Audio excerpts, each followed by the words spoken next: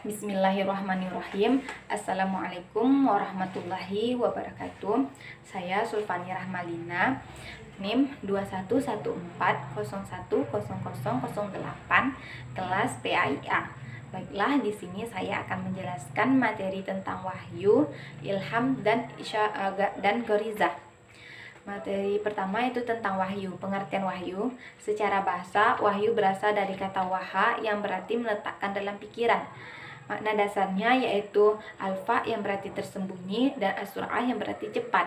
Dengan demikian, secara bahasa wahyu berarti inspirasi ilahiyah, isyarat, dan pemberitahuan rahasia. Secara istilah, wahyu berarti pemberitahuan secara tersembunyi dan cepat yang khusus ditujukan kepada orang yang diberitahu tanpa diketahui oleh yang lainnya.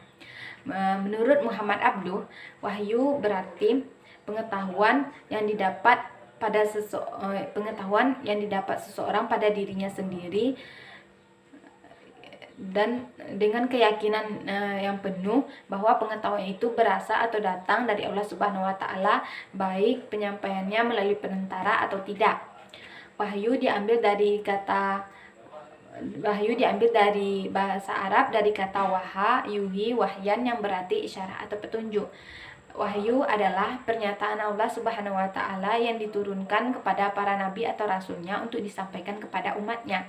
Dengan demikian, wahyu mencakup beberapa definisi yang berarti isyarah atau bujukan Allah, ilham, inspirasi binatang, isyarah yang cepat, bisikan setan, dan menyampaikan perintah.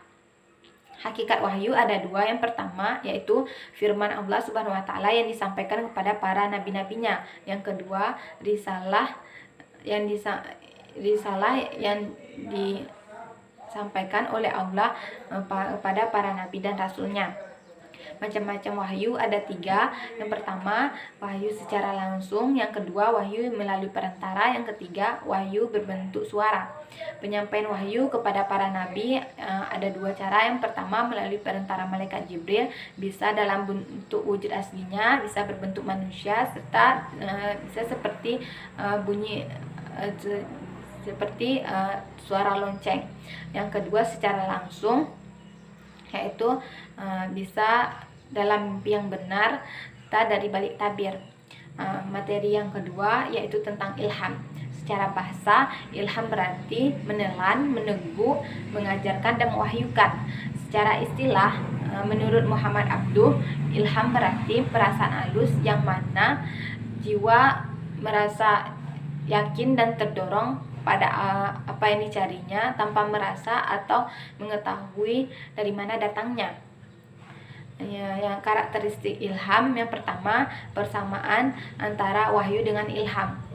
Keduanya merupakan media penerimaan pengetahuan ke dalam jiwa, cepat, rahasia, dan tanpa dipelajari. Yang karakteristik keduanya yaitu persamaan antara wahyu dengan ilham. Pertama, wahyu khusus kepada nabi, sedangkan ilham diberikan kepada manusia yang dikehendaki. Yang kedua, ilham tidak diketahui dari mana dan tidak diketahui bagaimana dan mengapa ia diturunkan, sedangkan wahyu merupakan risalah yang harus disampaikan.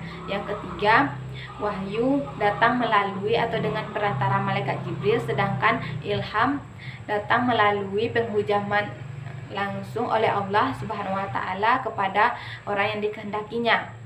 Yang keempat, wahyu diterima untuk kemaslahatan seluruh umat manusia atau umat tertentu, sedangkan ilham untuk yang menerimanya.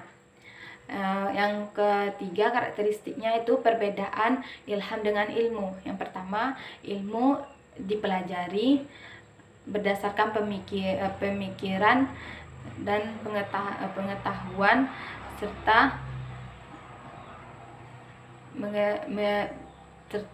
mendapatkannya dengan